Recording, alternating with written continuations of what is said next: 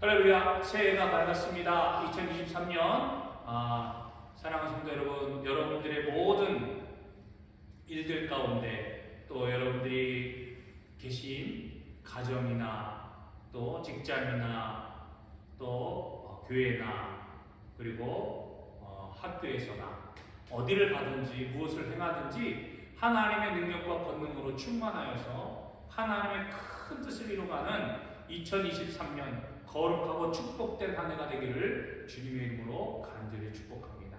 새해 복 많이 받으십시오. 이미 하나님께서 우리에게 큰 복을 주신 줄로 믿습니다.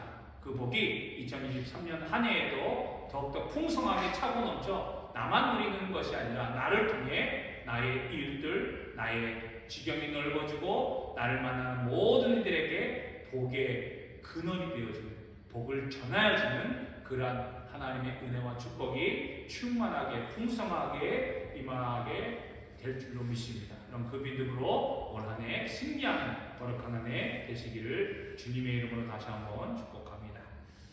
오늘 우리는 시편 37편의 말씀을 보았습니다. 이 시편 37편의 말씀은 2023년 우리 교회의 표입니다. 목표입니다. 우리가 하나님을 의뢰하고 선을 행하자. 오늘 이 말씀을 통해서 우리가 짧게나마 이제 이 한 해를 어떻게 우리가 행해야 될지, 어떻게 우리가 나아가야 될지, 어떤 삶으로 살아가야 될지에 대해서 우리가 방향을 정하고 또 그 방향대로 온전하게 나아가 승리하는 이 한 해가 되도록 여러분들 말씀을 잘 기억하시고 이 말씀의 은혜로 충만한 승리의 삶을 살아가기를 다시 한번 주님의 이름으로 간절히 축복합니다. 오늘 이 시편의 37편 말씀, 다윗의 시로서 우리가 어찌 보면 잘 아는 말씀입니다. 다윗은요, 그의 평생에 하나님만을 의뢰하고 하나님의 뜻대로 살아갔던 하나님의 사람이었어요. 그래서 다윗을 평가할 때 뭐라고 평가하죠? 하나님의 마음을 시원케 한 자라고 표현하고 있습니다. 하나님의 마음을 시원케 한 자. 다윗을 볼 때마다 하나님은 너무나도 만족하고 흐뭇하시고 또 다윗만한 그런 사람이 없었다라고 표현할 정도로 하나님은 다윗을 보고 굉장히 기뻐하고 즐거워했다라고 하는 거예요. 그런 다윗이 오늘 우리에게 시편 37편의 말씀을 통해서 우리에게 전해주고 있는 거예요. 어찌 보면 이 시편 30편의 말씀을 보면 성서학적으로는 굉장히 교육적인 시입니다. 그리고 목회적인 시예요. 이 시편 오늘 30편 말씀은 계속해서 어찌 보면 우리가 어떻게 살아가야 되는지 상담학적으로 바라보면 그에 대한 질문, 우리가 이 땅을 살아가면서 받게 되어지는 많은 일들, 어려움과 고통과 환난과 역경 속에서 우리가 믿음의 삶을 살아갈 때 우리가 어떻게 해야 될지에 대한 그러한 질문에 답을 주는 그러한 시로서 우리가 읽을 수 있게 되는 겁니다. 사랑하는 성도 여러분, 우리가 믿음을 지킨다는 게 얼마나 어렵고 힘듭니까? 우리는 하나님의 사람으로서 하나님께서 주신 믿음을 지키면서 살아가야 되는데, 하나님의 뜻대로 살아가야 되는데, 말씀에 순종하며 살아가야 되는데, 그것을 지키기가 얼마나 힘들고 어렵습니까? 특히 교회 공동체 안에서 이런 신앙의 문제로 어려움을 당할 때가 얼마나 많이 있습니까? 또 우리가 인생을 살아가면서 우리가 겪게 되어지는 그 일들 속에서 우리가 어떻게 선택해야 될까? 어떻게 결정해야 될까? 특별히 우리가 처해 있는 이 환경을 바라보면 어찌 보면 한숨이 나올 정도로 기가 막힐 정도로 악한 자들이 팽배해지고 잘 되어지고 풍성해지는 모습들을 바라보면서 야, 저게 과연 선일까? 저게 과연 옳은 것일까? 라고 하는 그러한 회의감도 들게 되어지는 그런 현실들을 우리는 직접 맞이하게 되고 또한 바라보기도 합니다. 그렇다면 그 과정 속에서 야, 정말 악인이 저렇게 잘 되는데 악한 사람들이 저렇게 계속해서 승승장구하는데 저게 하나님의 뜻일까? 과연 하나님께서 저렇게 행하도록 하시는 건가? 라고 우리가 생각할 때가 있다고 하는 거예요. 그래서 우리는 그거에 대한 질문에 대한 답을 꾸준하게 찾으려고 노력합니다. 하나님의 말씀과 현실의 모습을 보면 어찌 보면 괴리가 있는 것처럼 답답하게 그지없을 정도로 정말 우리가 시원하지 못한 그러한 일들을 경험하기도 합니다. 그래서 어떻게 됩니까? 하나님의 말씀을 따라가는 것이 어찌 보면 세상에서 불이익을 당하는 것처럼 여겨지고 괜히 내가 이렇게 돼서 남들보다 못하는 거 아닌가? 라고 생각되어질 때 우리는 어떻게 선택을 합니까? 불신앙의 모습으로 세상 것을 우리가 선택하지 않습니다. 어제 우리가 송구영신 예배를 통해서 사도 바울이 고백했던 것처럼 정말 그는 끝까지 믿음을 지켜서 그 선한 싸움을 달려갔는데 대만한 세상을 사랑하여서 나를 버리고 이제 갔다 떠났다라고 하는 그 말을 보면서 우리도 마찬가지라고 하는 거예요. 신앙을 지킨다고 하면서도 세상을 바라보며 세상 속에 섞여 있을 때 그 환경과 그 여건을 이기지 못하게 된다면 우리 또한 마찬가지로 세상을 사랑하여서 하나님을 떠나게 되어지는 선택을 할 수밖에 없다라고 하는 거예요. 신앙과 불신앙, 어찌 보면 우리가 끊임없이 우리의 믿음 생활하는 데 있어서 끊임없이 우리를 선택하게 만드는 그러한 갈림길에 우리는 항상 놓여져 있다라고 해도 과언이 아닌 것입니다. 그러면 우리가 어떻게 해야 될 것인가? 오늘 시편은요, 그거에 대한 해답을 우리에게 말씀해 주고 있어요. 어찌 보면 가장 단순한, 어찌 보면 가장 어떻게 보면 보편적인 그런 말씀을 우리에게 행하여 주고 있는 겁니다. 너무나도 단순해요. 그 단순함이 무엇입니까? 하나님을 따르고 하나님의 말씀대로 행하고 하나님께서 기뻐하시는 선을 행하면 우리는 잘 될 것이고, 그렇지 아니하고 하나님을 떠나서 자기의 욕심과 자기의 만족과 자기의 방식과 방법대로 행한다면 그들은 망하게 될 것이다라고 하는 그러한 이 일들을, 그러한 의미를, 그런 뜻을 우리에게 말씀해 주고 있다라고 하는 거예요. 너무나도 단순합니다. 성경은 끊임없이 우리에게 단순한 진리를 전해주고 있어요. 우리에게 그 진리를 믿으라고 말씀하고 있습니다. 그것을 따르라고 이야기하고 있어요. 그런데 세상이 너무 복잡해지고 세상이 너무 풍성해지다 보니까 단순한 것을 믿고 따를 때 정말 저게 옳을까? 라고 하는 의심이 들게 되어지는 것이 오늘날 우리들의 모습이라고 하는 거예요. 괜히 단순한 것을 따르다고 한다면 괜히 다른 것을 놓치지 않을까? 여러분, 기독교의 진리는 정말 단순합니다. 그 단순함이 뭐예요? 하나님께서 우리를 사랑해 주셔서 이 땅에 예수 그리스도를 보내주셨는데 왜 예수님을 보내주셨느냐? 우리의 죄 때문에. 우리의 죄를 사하여 주시고 우리를 그 죄에서 구원해 주시기 위해서 예수님을 보내주셨다. 예수님을 통해서 십자가에 모든 죄를 사하여 주시고 우리를 구원해 주셨다. 그리고 예수님은 죽으셨다가 말씀대로 부활하셔서 우리의 영원한 생명이 되셨다. 이게 얼마나 단순합니까? 그런데 이 단순함을, 이 보편적인 것을 믿지 못할 때가 너무나도 많다고 하는 거예요. 어찌 보면 이것을 시편, 오늘 분석한 이 시편 30편의 말씀을 문학적으로 보면 알파벳의 그런 첫 순서, 첫 글자의 순서를 따라서 이 시가 구성되어져 있음을 이제 말하고 있습니다. 그런데 여기에서 기본적인 틀이 있어요. 즉 어떤 틀이냐? 선과 악의 대조가 됐다라고 하는 사실입니다.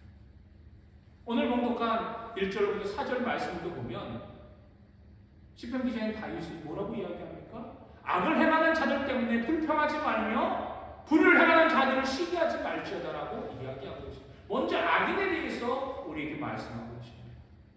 하나님의 사람들이 불의를 보면서 또 악을 행하는 자들을 보면서 그들 때문에 노여워하거나 그들 때문에 그들을 동경하거나 그들 때문에 불평하거나 그들을 바라보면서 나도 저들처럼 저렇게 악을 행하는데 저렇게 잘 불을 행하는 자들이 잘 되는데 나도 저래야 될까? 라고 하지 말라고 하는 거예요. 왜 그렇습니까?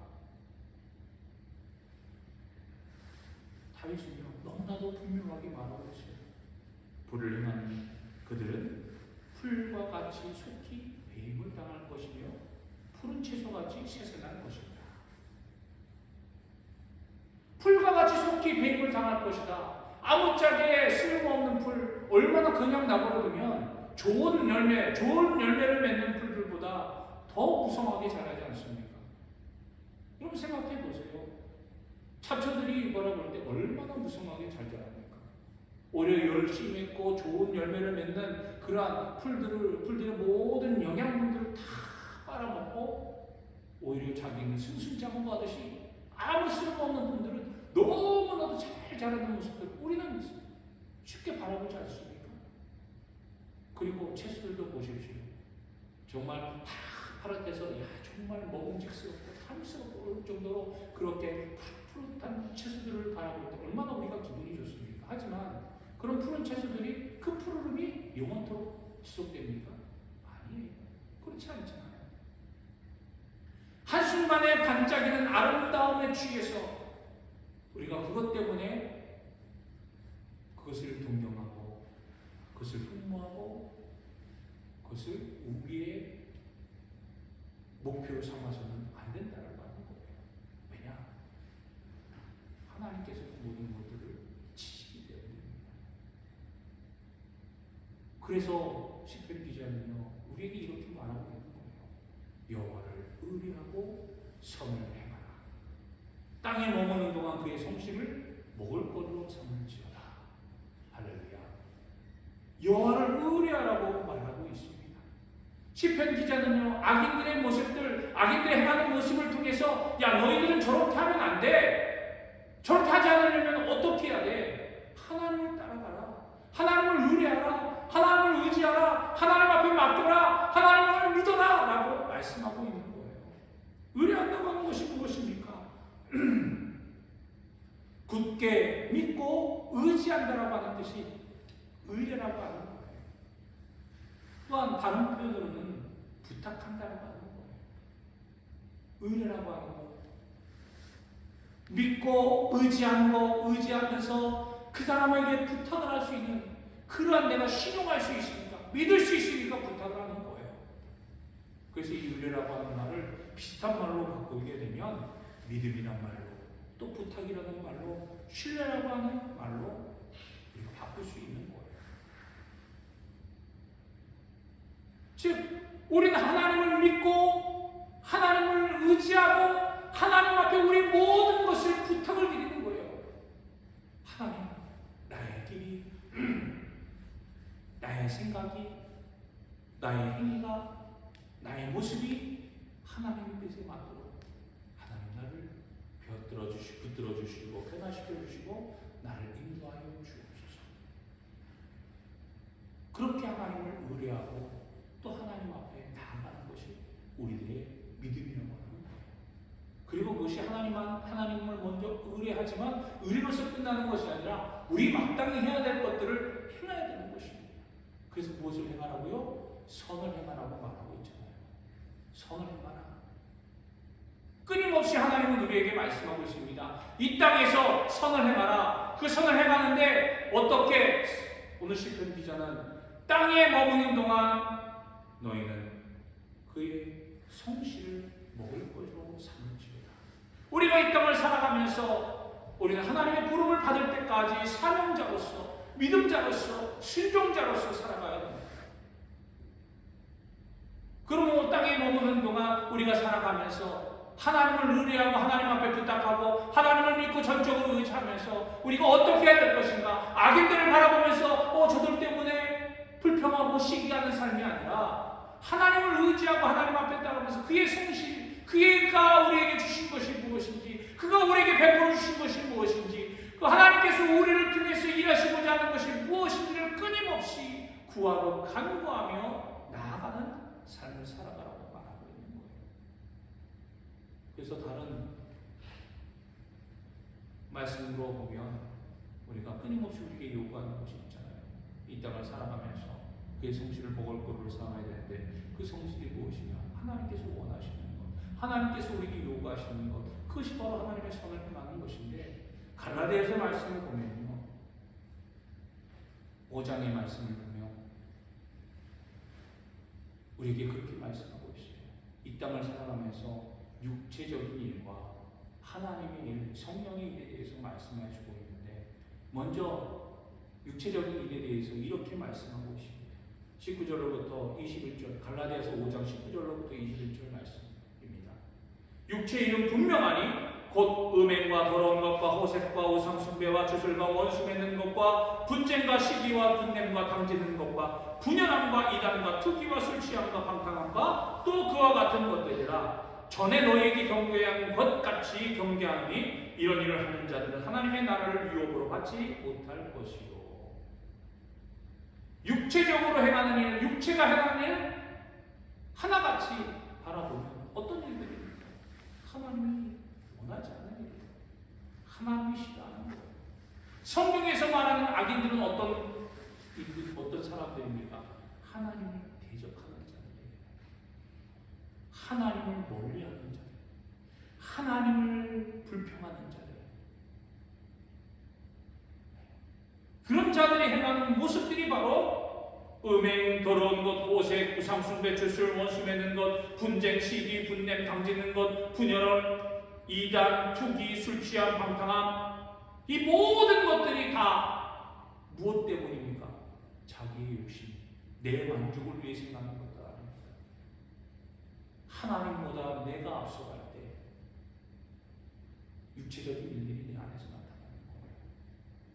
그렇다면 육체적인 일이 아닌 하나님이 원하시는 선을 행하는 것이 무엇인가?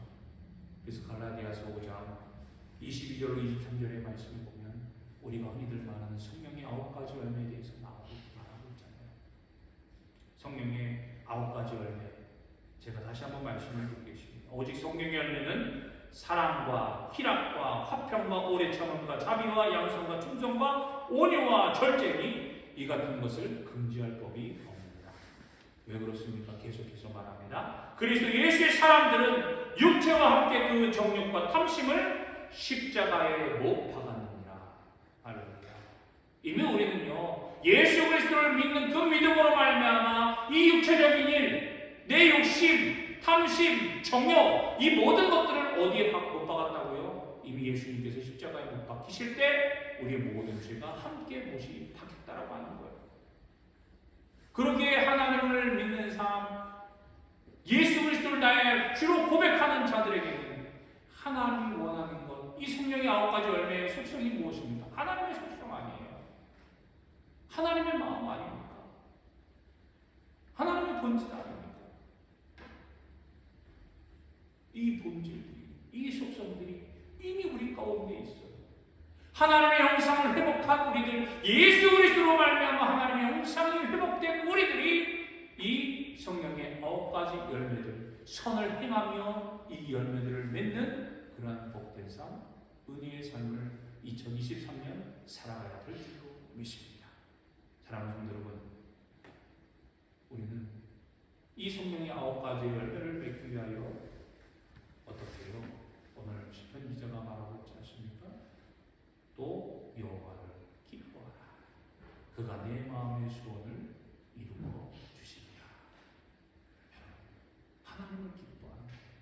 하나님을 의뢰하고 하나님 앞에 맡기고 하나님 앞에 그 선을 행하며 나아갈 때 또 그 하나님이 나와 함께 하시는, 또 나를 구원해 주심을, 나에게 생명 주심을 어떻게 기뻐하며 즐거워하며 찬송하며 예배하며 나갈 때 하나님께서 내 마음의 소원을 이루어 주시겠다라고 약속해 주고 계시는 거예요.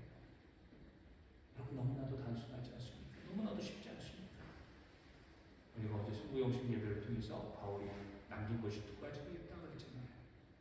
믿음과 사랑. 원래 이 안에 우리 안에 주신 하나님의 놀라우신 일, 하나님을 의뢰하고 선을 행하며 이 하나님의 속성을 우리 가운데 회복하여서 하나님이 기뻐하시고 하나님이 즐거워하시고 하나님을 원하시는 일들을 이루며 우리 안에 더욱더 충만한 기쁨이 넘치고 하나님의 뜻을 이루어가는 하나님의 거룩한 자녀된 삶이 2023년 풍성하게 열매 맺기를 주님의 이름으로 간절히 축원합니다. 여러분, 다른 것이 아닙니다. 하나님을 의뢰하고, 즉 하나님을 신뢰하고 하나님을 바라보고 하나님 앞에 맡기고 우리에게 주어진 자리에서 우리가 최선을 다해서 선을 행하면서 하나님이 기뻐하는 거예요. 그럴 때 하나님께서 우리의 모든 것들을 이루어주시며 우리를 또 만족한 삶으로 나가게 하실 줄 믿습니다. 그런 은혜와 축복이 여러분의 삶 가운데 풍성하게 열리는 2023년 한 해가 되기를 주님의 이름으로 간절히 축원합니다. 기도하겠습니다.